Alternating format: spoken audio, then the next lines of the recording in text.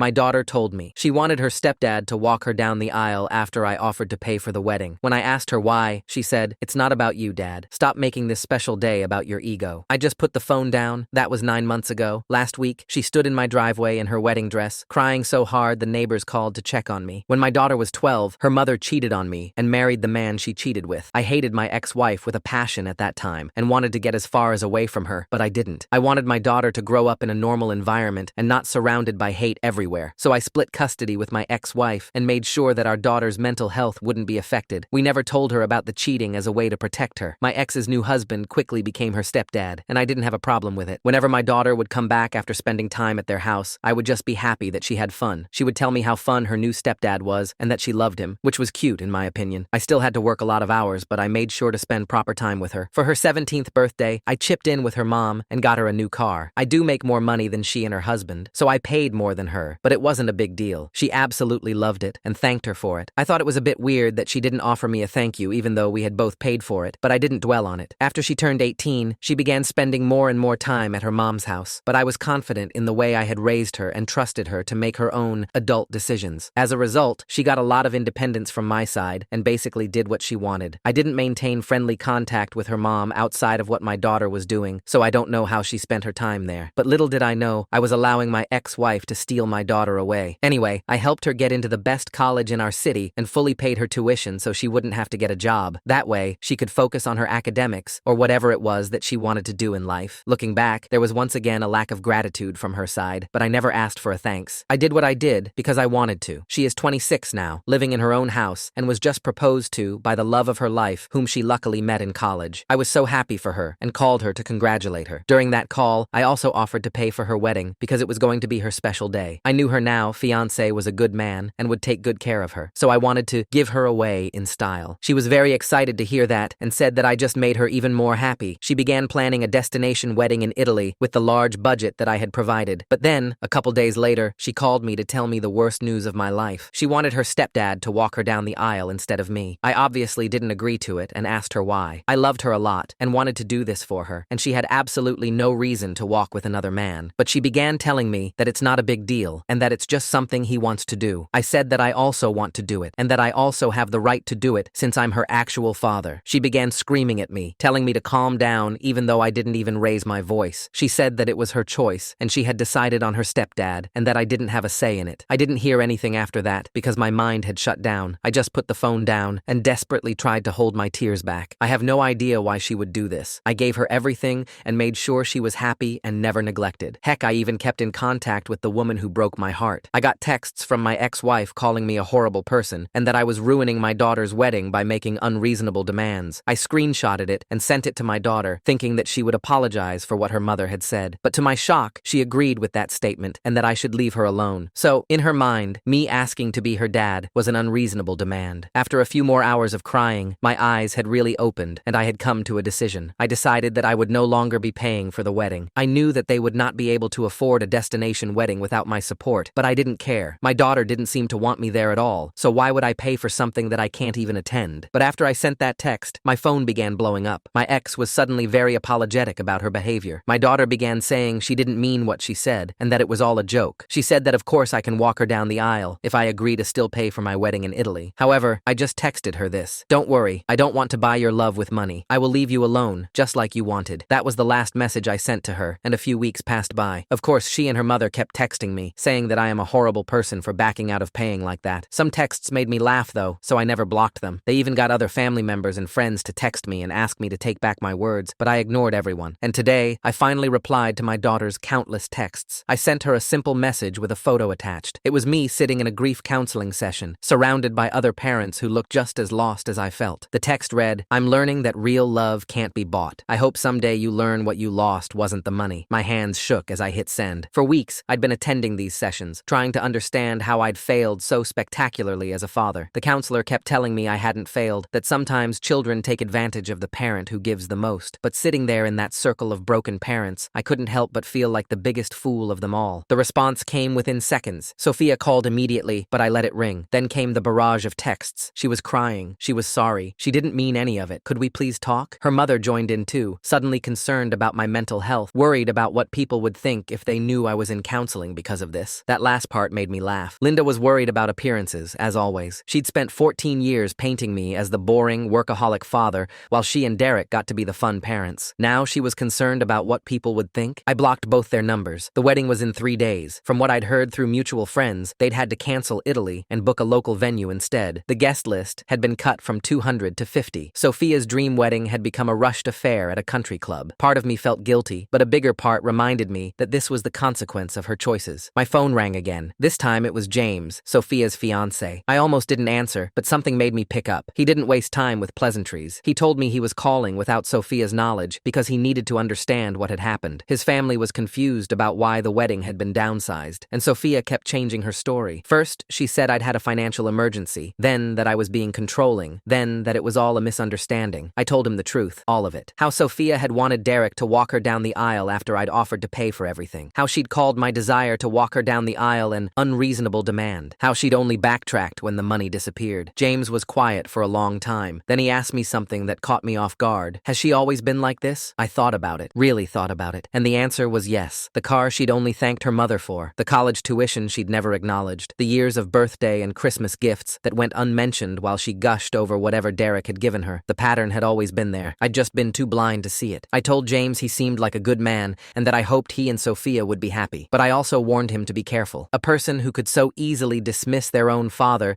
might one day dismiss a husband just as easily. He thanked me and hung up. I wondered if the wedding would still happen. 2 days before the wedding, my sister called. She'd been invited and wanted to know if I was going. When I said no, she tried to convince me to reconsider. Family was family, she said. Sophia was young and had made a mistake. Couldn't I forgive her? I asked my sister a simple question. If your child told you that wanting to walk them down the aisle was an unreasonable demand, how would you feel? She didn't have an answer. The day before the wedding, I did something I hadn't done in years. I went through old photo albums. There was Sophia at 5, grinning gap-toothed at the camera while sitting on my shoulders. At 8, proudly showing off the science fair project we'd built together. At 12, right before the divorce, hugging me tight at her birthday party. When had I lost her? Was it when Linda left? When Derek entered the picture? Or was it a slow erosion, each year of trying to buy her love with money instead of demanding her respect? I found a photo from her high school graduation. She was beaming, diploma in hand, standing between Derek and Linda. I wasn't in the photo. I'd been the one taking it, of course, always on the outside, documenting her life instead of being part of it. That night, I couldn't sleep. I kept thinking about the wedding happening the next day. My daughter would walk down the aisle with another man, a man who'd entered her life through betrayal, a man who'd never sacrificed anything for her, a man she'd chosen over me. The morning of the wedding, I woke up with a strange sense of peace. I made myself breakfast, went for a run, and then sat down to write Sophia a letter. Not an email or a text, but an actual letter. I wanted her to have something physical, something she couldn't delete in a moment of anger. I wrote about the day she was born, how tiny she'd been in my arms. I wrote about teaching her to ride a bike, staying up all night when she had the flu, the pride I'd felt at every milestone. I wrote about how I'd stayed in a city I hated just to be near her, how I'd swallowed my pride and pain every time I had to interact with Linda, how I'd worked 60-hour weeks to afford her college tuition. But I also wrote about my mistakes, how I'd confused money with love, how I'd been so afraid of being the mean parent that I'd never set boundaries, how I'd let her treat me like an ATM instead of a father because I was terrified of losing her. I ended the letter with this: I will always love you, Sophia, but I'm done trying to buy that love in return. When you're ready for a real relationship, one built on mutual respect and not transactions, you know where to find me. Until then, I wish you all the happiness in the world. Love, Dad. I mailed it to her house, knowing she'd get it after the honeymoon. Around noon, when I knew the ceremony would be starting, I did something for myself. I went to a nice restaurant, ordered an expensive meal, and toasted to my freedom. Freedom from the exhausting game of trying to win my daughter's love. Freedom from the constant comparisons to Derek. Freedom from feeling like a failure. My phone stayed silent. I'd blocked enough numbers that the flying monkeys couldn't reach me anymore. For the first time in weeks, I felt like I could breathe. That evening, I got a knock on my door. It was my neighbor, looking concerned. He said a young woman had been sitting in a car outside my house for the past hour, crying. He wondered if everything was okay. I looked out the window. It was Sophia, still in her wedding dress. For a moment, I considered going out there, but then I remembered all the times I'd rushed to fix things for her, to make her problems go away with my checkbook. This time, she needed to figure it out herself. I thanked my neighbor and went back inside. An hour later, I heard the car drive away. The next morning, I woke to find my lawn covered in wedding flowers, white roses, baby's breath, and lilies, the expensive arrangements from what should have been Sophia's Italian wedding reception. They were scattered across my driveway like accusations, some still in their crystal vases, others trampled into the grass. A note was tucked under my windshield wiper. Since you ruined everything, you can have these. I spent an hour cleaning up the mess, my back aching as I bent to collect each stem. Mrs. Chen from next door watched from her window, and I could only imagine what she was thinking. The whole neighborhood probably knew by now. As I hauled the last garbage bag to the curb, my phone buzzed with a text from an unknown number. It was a photo of Sophia at her reception, mascara streaking down her face as she danced with Derek. The caption read, "Look what you did to your daughter. She cried through her whole wedding. I hope you're proud of yourself." No signature, but I recognized Linda's vindictive style. I deleted it and went inside to make coffee. My hands were steady now, no longer shaking like they had been for weeks. The grief counselor had warned me about this, the waves of guilt that would crash over me at unexpected moments. But she'd also taught me to recognize manipulation when I saw it, and Linda had been manipulating me through Sophia for 14 years. That afternoon, my brother Ben called. He rarely reached out, so I knew this was serious. He told me that Linda had been calling around to the entire family, spinning a story about how I'd had some kind of mental breakdown. According to her version, I'd become obsessed with controlling Sophia's wedding and had cruelly withdrawn funding at the last minute out of spite. She'd even suggested I might be having financial troubles and had used the wedding as an excuse. "She's telling everyone you're in therapy because you're unstable," Ben said, his voice tight with anger. "Aunt Ailey is ready to stage an intervention." I laughed. Actually laughed. Let her. Maybe Aunt Ailey can explain to me why a father wanting to walk his daughter down the aisle is considered a mental breakdown. Ben was quiet for a moment. "Look, I know Sophia hasn't always been grateful, but this is her wedding, Marcus. Maybe you could